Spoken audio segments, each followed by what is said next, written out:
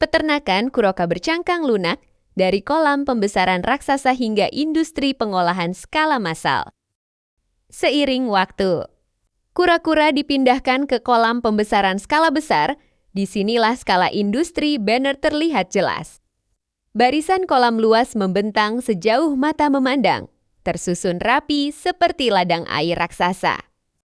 Setiap kolam dapat menampung puluhan ribu kuroka bercangkang lunak.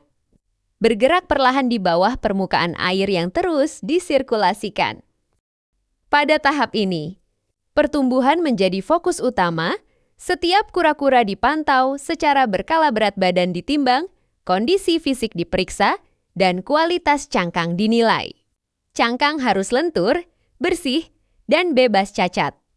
Kura-kura yang tumbuh terlalu lambat atau menunjukkan tanda penyakit akan dipisahkan agar tidak memengaruhi populasi lainnya. Semua dimulai dari pembenihan. Telur kura-kura dikumpulkan dari indukan unggul. Lalu dipindahkan ke ruang inkubasi buatan. Suhu dan kelembapan dijaga secara presisi.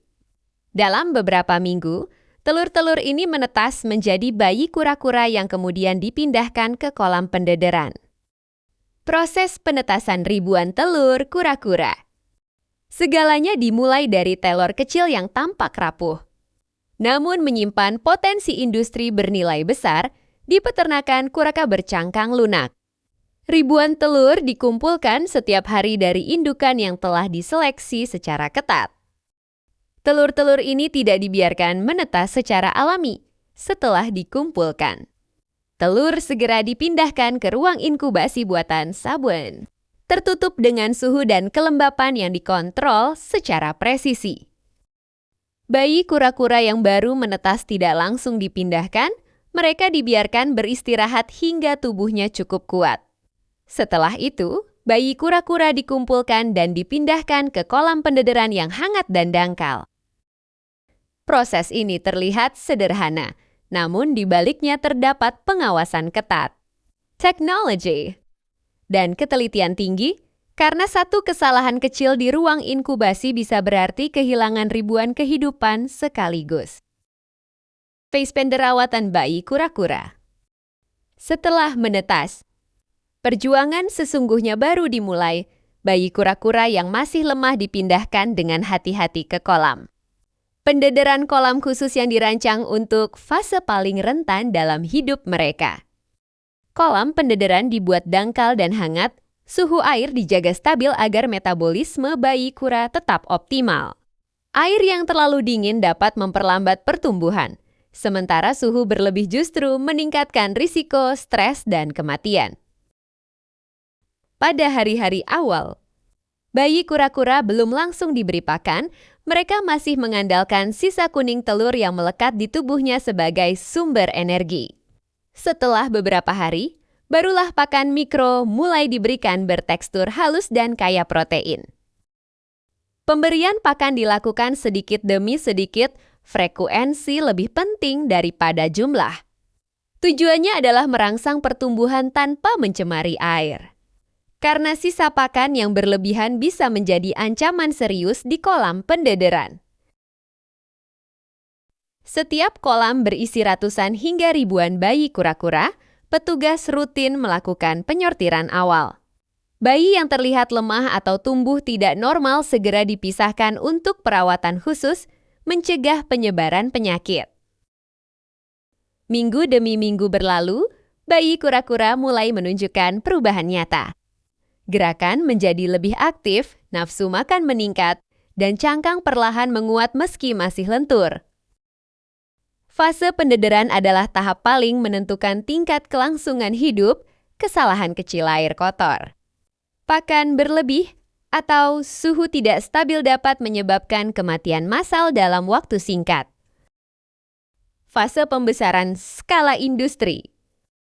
Setelah melewati fase pendederan yang kritis, bayi kura-kura yang bertahan dipindahkan ke tahap berikutnya. Inilah fase pembesaran skala industri. Titik di mana budidaya tradisional berubah menjadi sistem produksi massal. Proses panen dan transportasi ke pabrik. Setelah berbulan dibesarkan di kolam industri, Tibalah momen yang menentukan, kura-kura yang telah mencapai ukuran dan berat ideal mulai memasuki fase panen tahap, di mana hasil kerja panjang akhirnya dikumpulkan. Panen tidak dilakukan secara serentak, setiap kolam dipanen bertahap berdasarkan ukuran dan kualitas. Metode ini menjaga pasokan tetap stabil dan mencegah stres berlebihan pada kura-kura yang masih tersisa di kolam. Petugas turun langsung ke kolam, dengan jaring khusus dan peralatan manual, kura-kura diangkat satu per satu. Proses ini dilakukan cepat namun hati-hati, karena kondisi fisik kura akan sangat memengaruhi kualitas daging di tahap selanjutnya. Setelah diangkat, kura-kura langsung disortir ukuran, berat, dan kondisi cangkang diperiksa ulang. Hanya kura-kura yang memenuhi standar industri yang akan melanjutkan perjalanan ke pabrik pengolahan. Kura-kura hasil panen kemudian dimasukkan ke dalam wadah transportasi berisi air bersih, tujuannya satu: menjaga kura-kura tetap hidup dan dalam kondisi stabil selama perjalanan. Suhu air dikontrol, kepadatan dijaga, dan sirkulasi oksigen dipastikan tetap optimal. Transportasi dilakukan menggunakan truk khusus. Di dalamnya, ratusan hingga ribuan kura-kura diangkut sekaligus. Setiap perjalanan telah diperhitungkan waktunya agar tidak terlalu lama, karena keterlambatan dapat memengaruhi kualitas hasil akhir. Sepanjang perjalanan, kondisi terus diawasi, petugas memantau suhu dan tingkat oksigen, memastikan tidak terjadi penurunan kualitas sebelum kura tiba di fasilitas pengolahan. Ketika truk tiba di pabrik, alur industri kembali bergerak, kura-kura diturunkan secara teratur. Siap memasuki lingkungan yang sangat berbeda dari kolam terbuka ruang tertutup, steril, dan penuh prosedur.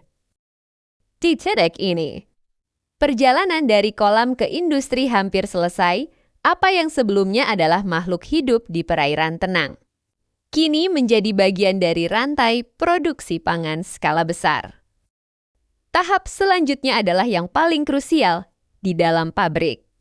Kura-kura akan melewati proses pengolahan berstandar tinggi, tempat kualitas akhir ditentukan, dan nilai ekonomi benar terbentuk.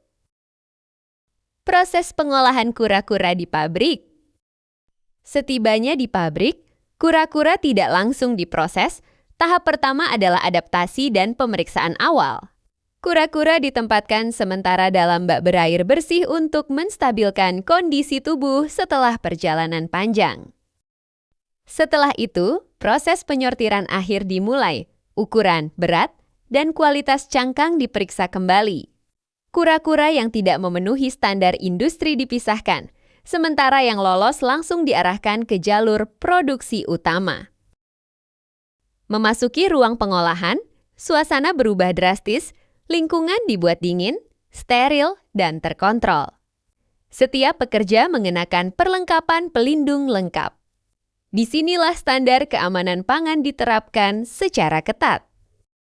Disinilah perjalanan panjang itu hampir berakhir dari telur kecil di ruang inkubasi, kolam pendederan, pembesaran skala industri, hingga dapur pabrik modern, semuanya berpuncak pada satu tahap, mengubah hasil budidaya menjadi produk pangan siap konsumsi.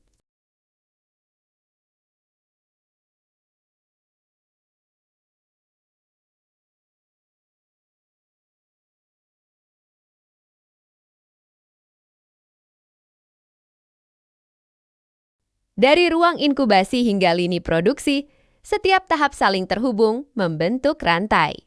Industri bercangkang lunak skala massal. Terima kasih sahabat Ananda Farm TV sudah menonton video ini.